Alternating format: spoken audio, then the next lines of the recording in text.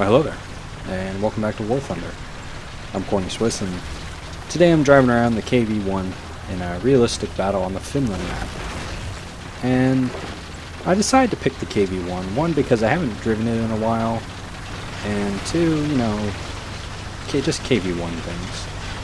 Now you are going to notice every once in a while I'm going to spaz my mouse out, because for some reason it stops tracking vertical, but it'll track horizontal, so it's just weird.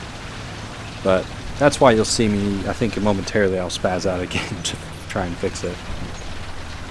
But driving the KV-1, and I felt like I'd take the opportunity in this video to more so discuss what I've been up to in terms of War Thunder. I've been playing some World of Warships. That's been pretty fun, frustrating but fun. You know, and I encourage you, if you haven't tried World of Warships, give it a go. It's worth it. Same thing with Armored Warfare. When it reaches open beta stage, I think it'll be worth a try. So there you go. But what have I been doing in War Thunder? I've been grinding a lot of M60. Been playing the T-34-100. It seems like a lot of people were pretty stoked about the T-34-100 in terms of putting a review out for it. So I've started that process. I started a few days ago. And I've been, playing a few games every day. The nice thing about premium tanks is that you don't have to run the modules. You don't have to get all the modules first, which is super nice. But which, if anything, actually makes the opinion process faster because I get to play the full-fledged tank much sooner. But working on the T-34-100 review, I should have that done, I don't know, maybe by the end of the weekend, maybe before. I don't know, we'll see. The next review I have slated after that will probably be the M60, and then that followed by probably the T-10, maybe the T-54 1949. I don't know.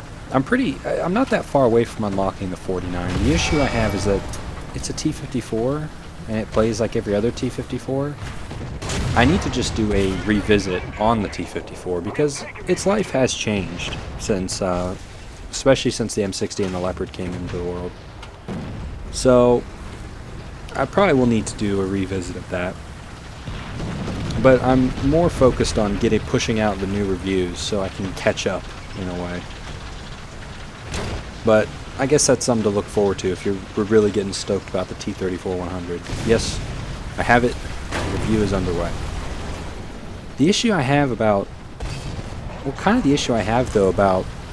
doing premium tank reviews, like you notice I haven't done the M26 or the M46 Tiger. I haven't really reviewed those premiums. And part of the reason I didn't is that I just didn't feel like there was enough to make it different. The difference between those tanks and the T-34-100 is that it's a T-34 with a 100mm gun. It is different from like the T-34-85 or that's basically it, T-34-85. And it's also different from the T-44, which sits at the same battle rating. So it's kind of needs a review. It's also less expensive than some of the American premiums.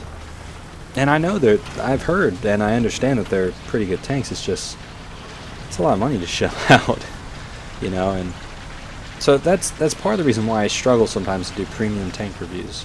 And I know the first set of reviews I did were premium tank reviews, but that was because those were the tanks I felt, one, I already had them because I had bought them to help me grind out to rank 5, but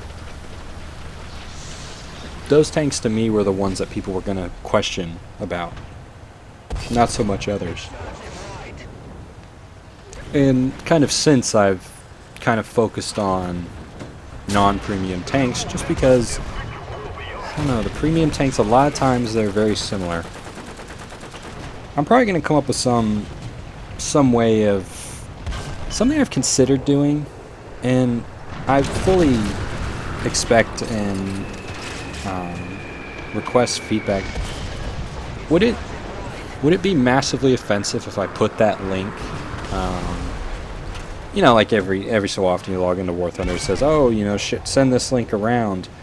and get some eagles every time someone uses it to register. I've been thinking about putting that on some of the videos, just to maybe see if that can help fray some of the costs associated with buying these premium tanks, because I don't really want to. It's kind of a lot of money, eventually. But I mean, that's more so my problem, and I think eventually I'll get around to them. So yeah, that was kind of a tangent. But what have I been working on? I guess what have I talked about? T-34-100 review. That's coming soon. And the M60 review, I think I'm about a third of the way through unlocking the M60. I think I need... I'm about a third of the way. And then the T10, I'm not that far along. Maybe a tenth. So if you're really waiting for the T10, you're going to wait a little longer. M60 is on its way. It's eventually, someday. It'll take a few weeks, but that'll be the one after the T-34-100. Might do some forays into maybe some ship reviews or something like that. Maybe pull another one of those. So, yeah, I guess those are things to look forward to. Also, there's something else I meant to mention that I forgot about till now. For the guided rambling topics, I know sometimes people are posting topics that are worthy of posting. I'm not saying don't post them, but I am going to say we generally aren't going to do anything political, mostly because I feel like both of us are kind of biased. I don't know, I feel like you have a bias when you're an active participant in, well, I say active, like I vote and stuff, in the system that you'd be talking about. So, I mean, I have my own opinions, Phil has his. I don't feel like a political debate is something that we're going to do. But I encourage you to post whatever you want to have us talk about in the on those guided ramblings. They are a lot of fun to do, even if maybe sometimes they aren't the most fun to listen to, because we kind of just drone on, and the background footage is generally just clips that I didn't have another use for. So there you go. But anyways, thanks for watching. Thanks for listening to me ramble for 8 minutes. I've been Corny Swiss. I'll see you next time.